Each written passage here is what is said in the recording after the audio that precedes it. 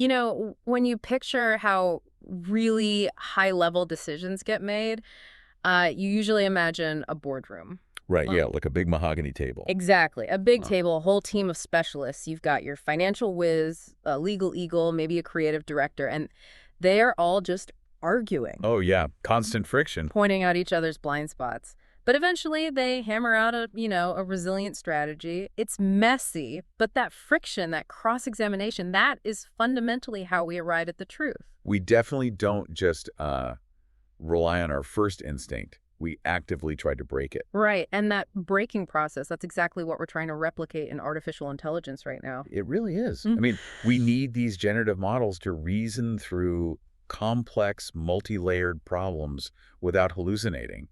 And, well, standard single-pass architectures, they just aren't built for that kind of dialectical friction. Which is why the industry has leaned so heavily into building essentially virtual boardroom. Yeah. To get that rigorous debate, developers have been literally instantiating multiple separate AI models and, well, forcing them to argue with each other. Right, passing notes back and forth. But if we want to put that entire boardroom, all those arguing voices, inside a single AI's head, I mean, that requires rethinking the architecture from the ground up. And that is our mission today on this deep dive. It's a fascinating one. We are unpacking a state-of-the-art paper. It's called Mixture of Debaters. Learn to debate at architectural level in multi-agent reasoning. It's quite a title. Yeah, but the research, which comes from the South China University of Technology, Tianjin University, and the Hong Kong Polytechnic University, it completely shifts the paradigm of how models reason. Mm-hmm. If you want a shortcut to staying ahead of the curve, this is it. It really is a massive structural leap. But to appreciate what they've done here, we first kind of have to look at the ceiling that current multi-agent systems are hitting. Okay, let's unpack this. Because the current standard is fundamentally broken, right? Well, yeah. As you mentioned, when standard chain of thought prompting fails on a really complex multimodal task, the fallback right now is external multi-agent debate. So setting up separate bots. Exactly. You set up a proposer agent, a critic agent, maybe a summarizer agent, and you literally have them pass context windows back and forth. But, and maybe I'm playing devil's advocate here, doesn't physically instantiating multiple models guarantee a kind of, true diversity of thought? Like, you're forcing different models to tackle the problem from completely different angles. I mean, sure, it provides that isolated diversity, but the overhead is just crippling. The paper breaks this down really well. The first massive bottleneck is runtime complexity. Because you're running so much compute. Right. You are multiplying your compute requirements by the number of agents. And then there's the network latency required to pass those generated tokens back and forth between the separate instances. It makes the whole system incredibly sluggish. So it's like hiring 5 highly paid consultants, putting them in entirely separate buildings across town, and forcing them to pass physical notes back and forth on a rigid schedule. That is a perfect analogy.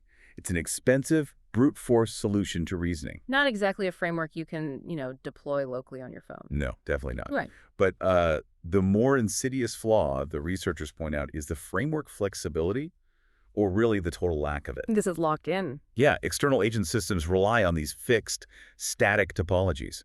You design a rigid loop, agent A proposes, agent B critiques, agent C refines. Right. But real-world reasoning is entirely fluid.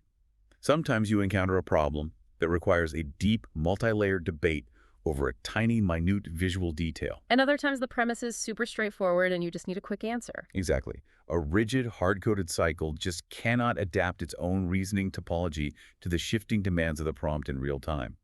The communication overhead dictates the structure, rather than the problem dictating the structure. So if relying on external communication between agents is too slow, too expensive, and just too rigid, the only logical move is internalizing the process. Bringing them all under one roof. Right. Bringing all those specialized consultants into a single neural network.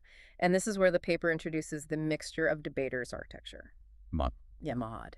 And the foundation they are building on here is the mixture of experts paradigm, or MOE. Right. MOE's been around for a bit. It has.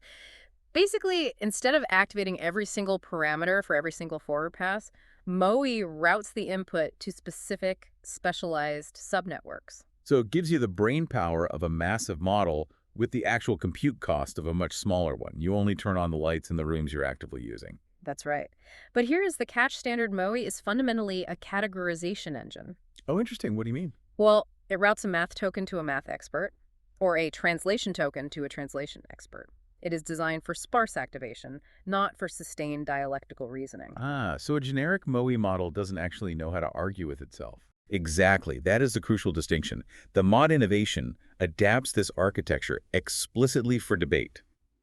It encapsulates diverse debating personas into lightweight, specialized expert modules within a single backbone.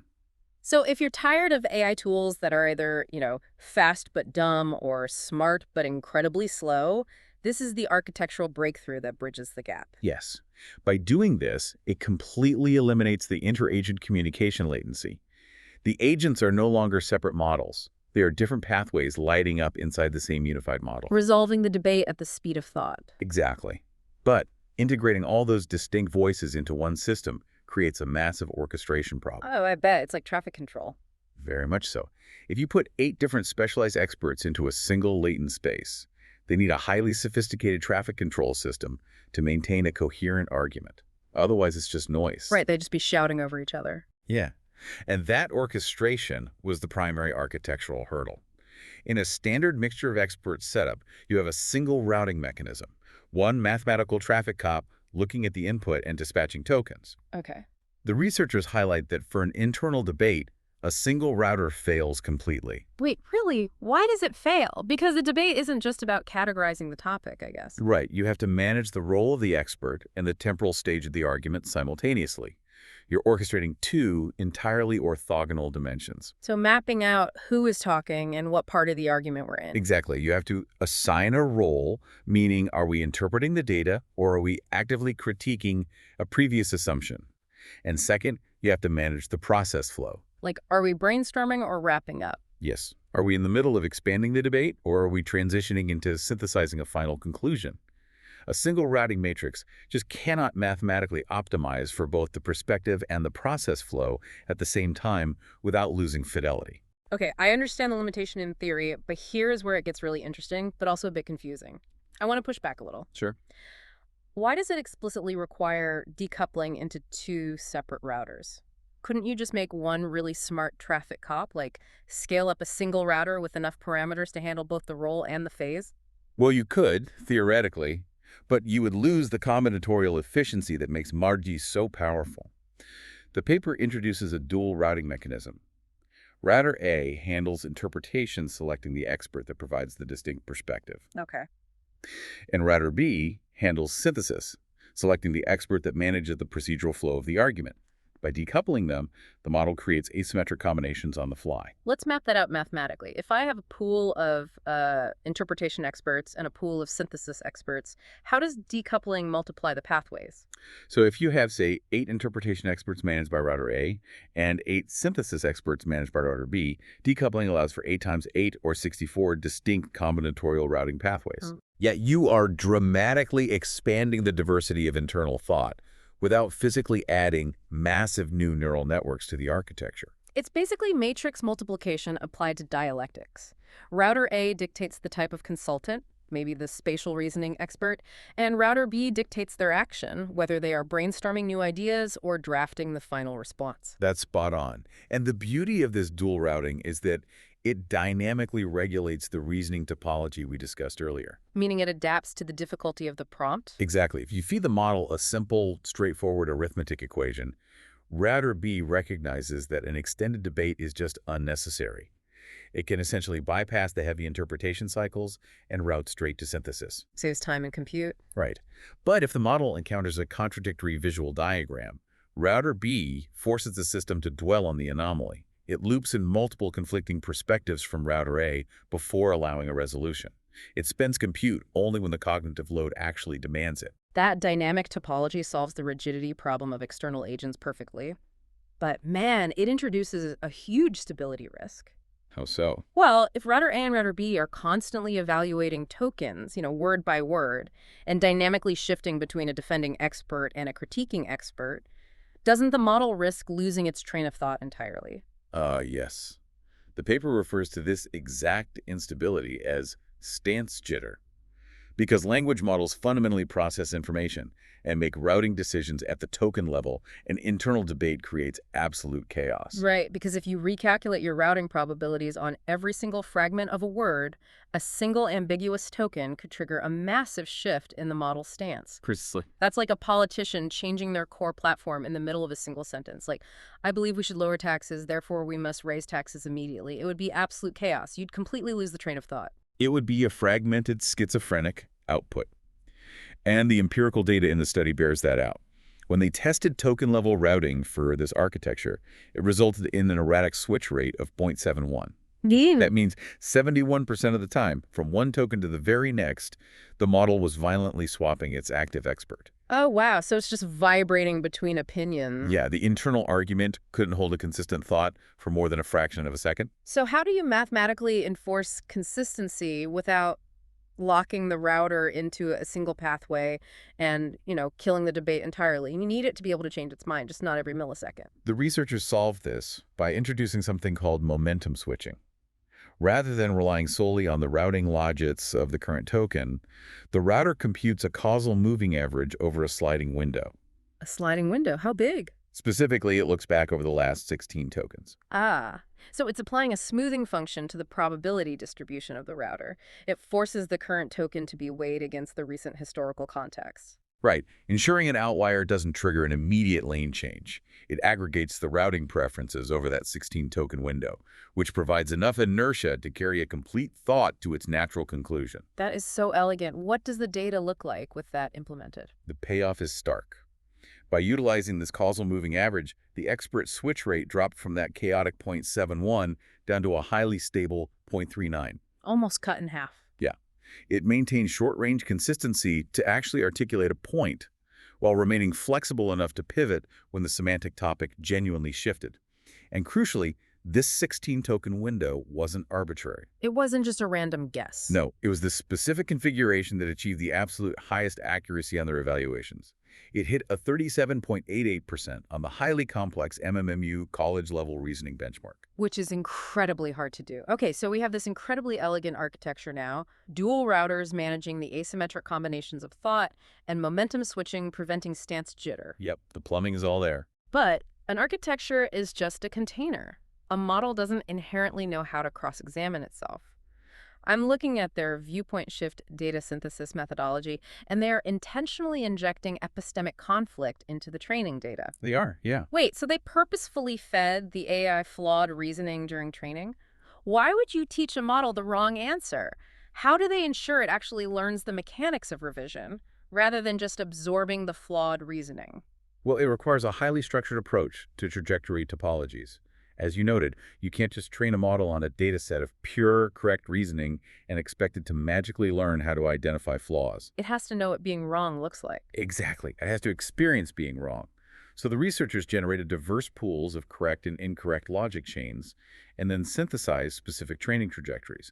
They used 3 distinct topologies. Okay, lay 'em on me. The first is TPOs, which are your standard, consistent chains of correct thought. The baseline for factual accuracy.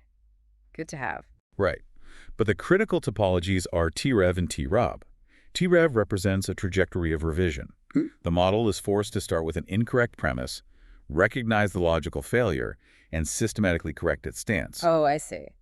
And TROB represents robustness. The model is confronted with misleading information, but learns to maintain its correct stance by grounding its logic in the factual evidence. That makes total sense. It functions a lot like a red team exercise in cybersecurity. Yeah. Or, a mock trial for a defense attorney.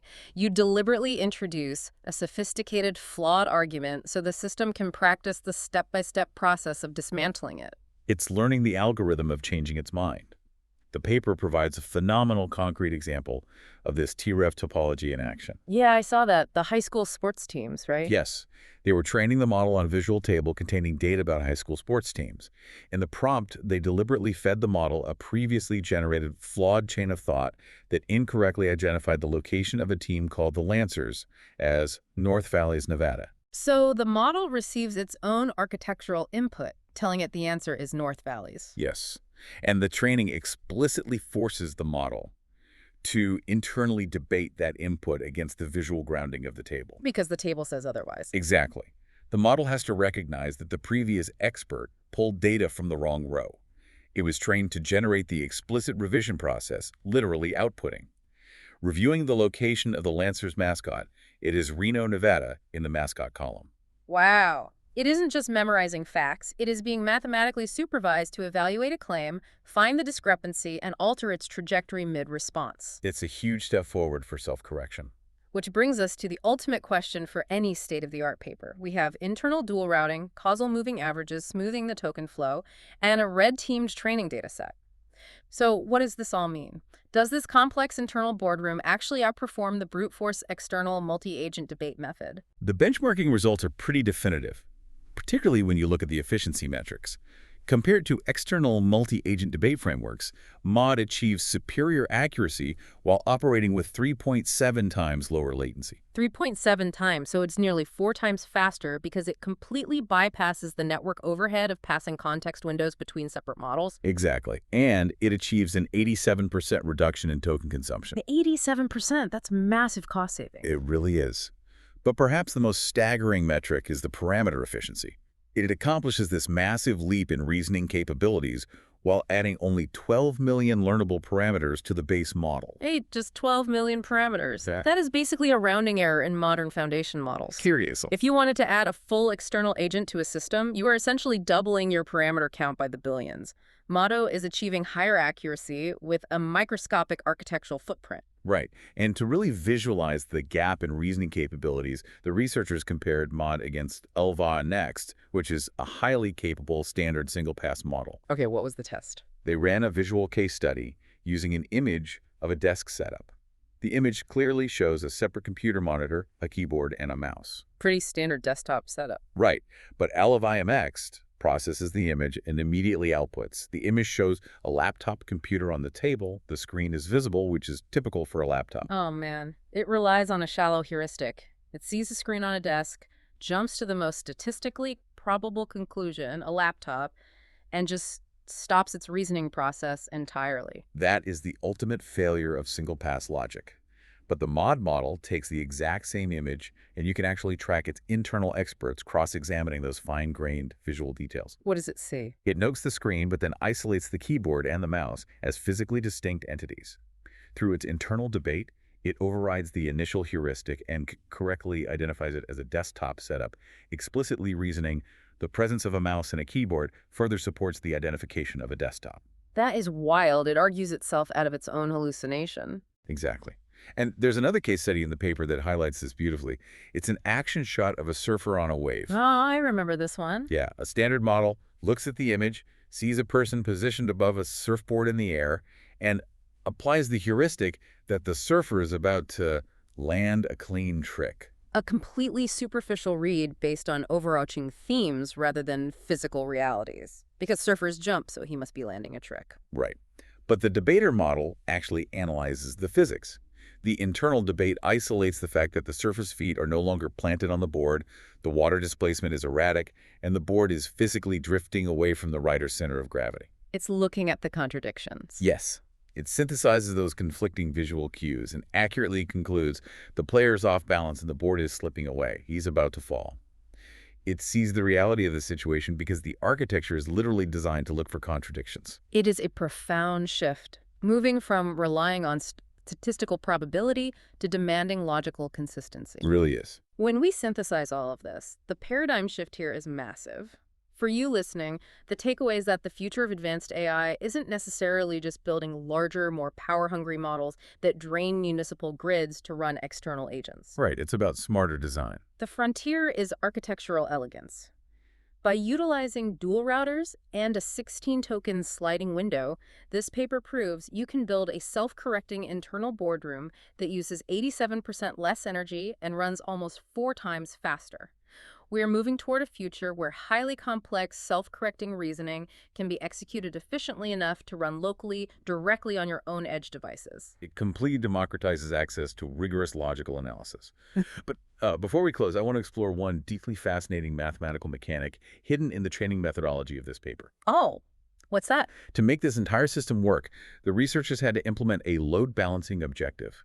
It functions as an auxiliary loss during training. Meaning the system is mathematically penalized during the update if it optimizes incorrectly. Yes. And specifically, this auxiliary loss function penalizes the model if it relies too heavily on any single internal expert. Oh, wow.